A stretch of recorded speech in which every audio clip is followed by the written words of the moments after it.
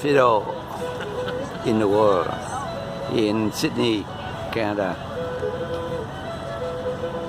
Always playing, but the music comes from the fiddle.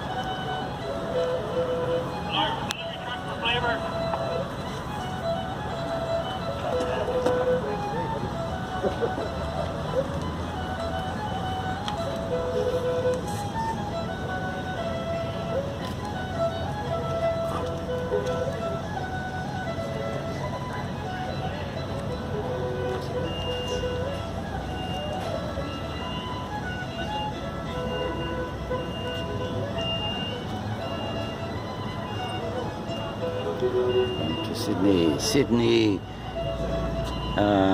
Sydney, Canada, not Sydney, Australia.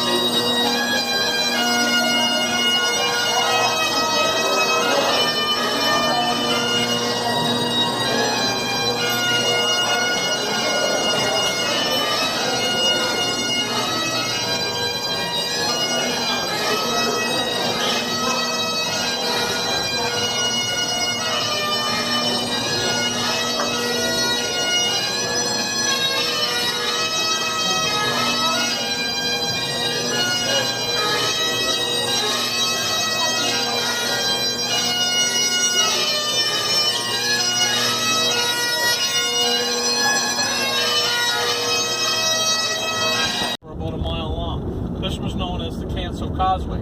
Now, this was very significant in our makeup because by 1957, the three levels of government got together and built a land bridge causeway that actually allowed the transportation to come across at a more readily and a quicker pace. But I'll get to that point along our way. So basically, 4,000 creatures only associated to this little lake. And again, like that, where they find that flower in that one valley in the middle of Peru somewhere that helps cancer. One of the small little organisms here has become very important medically and scientifically. It carries a small purple starfish that grows no bigger than your thumbnails. And it is a unique starfish in nature. One of only a few starfishes in the world that actually have a minute little jet propulsion system incorporated. Being on these little islands that are completely self-protective because they have no natural predator on them. So the left is again a continuation of this Burdor Lakes that's on the left, and to the right leads out to the Atlantic Ocean. UNESCO. This was also completed in 1957. Now, if you're on that side of the bridge that we just passed, and you had to take the ferry across this channel of water in 1957, if the ferry wasn't running or broke down or the wind was too high, ice, whatever reason you couldn't take the ferry, then you actually had to go around the whole interior circumference of the Burdor Lakes, which would be this little pass that we just went across in about 3 minutes would take you almost 6 hours to go around. So it became very important, these small little bridges that are located on the island. Also, at the same time, we have several ferries that still continue the tradition that shave off 2 and 3 hour travel times. As you can see up on the side of the mountains, there's a lot of construction going on with new homes being built because of the beautiful views that are extended in this area. Now, when we get up to the top of the mountain, I normally suggest augmented by the provincial and the federal governments to actually have a road system that's on it. built at up the here. very That's bottom, the on this UNESCO side, side and on the other side, in there's a cable ferry Sydney, that pulls itself across into the channel. Has about Canada, 16 not cars Sydney, on it. Australia. And Sydney, again, just Canada. like every other part of our island, if you're unable to take that ferry, which the exit runs off this highway along the bottom of the mountain, you have to all the way through the valley system. Very beautiful. This stage is about an hour. So by that you can drive from the inland all the way? Yep, you drive down there and there's a little ferry. You drive on the ferry and it takes you across the water. And then takes you up. Now this is the actual start of the Cabot Trail, the most northern part at the bottom, and then continues all along and up and around. To actually do the Cabot Trail and to give it any justice, and it's not mainly because of me living here, but there's 132 walking trails, 23 waterfalls of varying degrees, Wow. at least 37 small communities to hop in and out of, and that many beaches, and now golf courses. We have an invitation. They're basically, so everything was resident on the natural wildlife in the areas. So just a beautiful, beautiful area. And as you can see, for the most part, most of the coastline and that is pristine in areas and that. Just wonderful.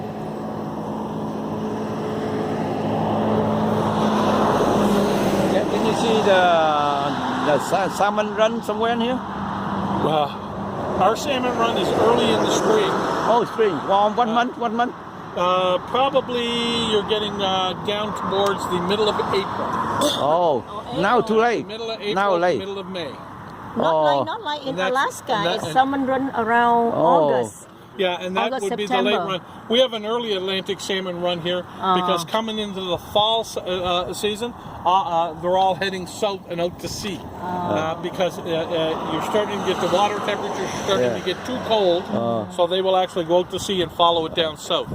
But in Vancouver, salmon run around October. Yeah, and again, because their water temperatures don't get very cold. You don't see too much ice off of Vancouver Island. Oh. You'll see a lot north of it, but you don't see too much off of Vancouver. Oh. Okay. Continue on down through the little town today. But Atlantic salmon is also good. Yeah, beautiful. Beautiful, and that's a UNESCO site. UNESCO site. Yeah, very nice. Go take picture here. All right. Now continue with the trip. Bright red, it's had a diad. Yeah, it's Supposed to be like in the It's 79. supposed to be, but it had, well, 26 here is not like 26 anywhere else either. It really isn't. I don't know why. Just gonna see what they say. It's 22. Oh, come on. Now. Yep. This is how I love it. Love it. Doesn't feel like 22, does it? It's because of the dampness and being around the cold Atlantic Ocean. The water temperatures on the Atlantic Ocean are brutal. On the central areas of Cape Breton Island were all inhabited by the Scottish people. The interior and all around the lake, and they spoke Gaelic and about 85% of the spoken and written language and written oral language. And that's the little college on the trade horizon over there that was actually established in order to preserve the heritage. And during the summer, you can go down there and you can learn how to speak and write Gaelic. You can learn how to Highland dance. You can learn how to play the fiddle. You can learn how to play the bagpipe. It's Sydney, Canada. Right behind that is that basically Sydney Island. Right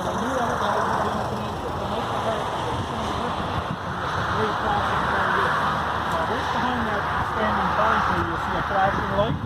That's one of the coal-fired generators. It's located right on. All of our coal-fired generators are located right on the ocean. They actually use the natural seawater in the cooling process. Plus, when they were transporting a lot of coal to and from, if they had a problem with the rail system, they could actually bring the coal in by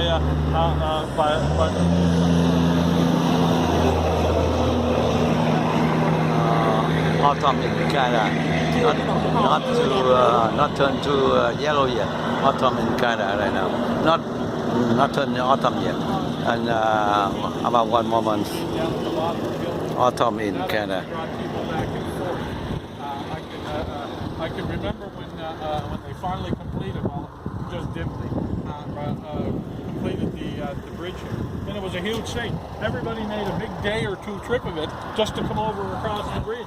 Because that's Yeah, nice. the largest Beautiful, thing huh? that we had ever seen built on the island back in the 50s and 60s. So it was a huge undertaking. Come over here and there, go around the whole lakes and back. Is But that you the can bridge see you're talking about? the inroads that are being made down to the shoreline now. No. It's becoming one of those.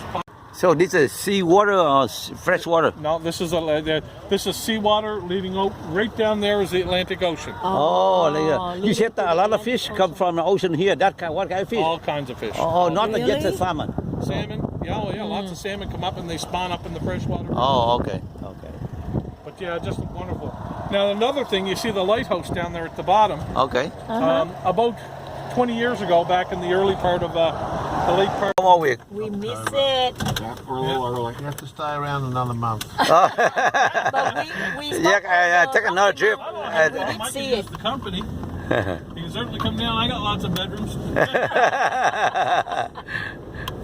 You would make it as B&B.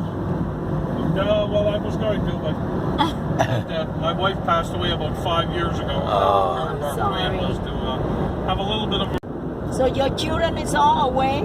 All gone away. One in Montreal, Vancouver, and down in Australia. Oh. The place. So you all by yourself? All by myself, with a dog and 2 cats. Yeah, a dog and 2 cats. Well, I work 7 days a week, every day of the week. Oh. I retired out of the military after 25 years to take it easy. And I went from working 5 days a week to every day of the week. During my career, provide peacekeeping duties in Cyprus aboard the Blue Parade. But that was basically my only heavy-duty military walking around with a rifle. That was back in the late 70s, early 80s. And then basically I came back over here and did some recruiting and some training in Cornwallis, which is a culture shock. So I took with this young lady and she showed me the area around Germany. And we ended up becoming husband and wife, and I bought an old Indian motorcycle and we tore it all through Europe and the UK. And then we started having children and they grew up, and then when we finally retired, we came home here to retire. So, like I said, there was only a period of probably about a year in my life when my wife got sick and passed away. And I could say it was crappy. The rest of my life has been absolutely wonderful. Yeah. Oh, the fish. You can fish them.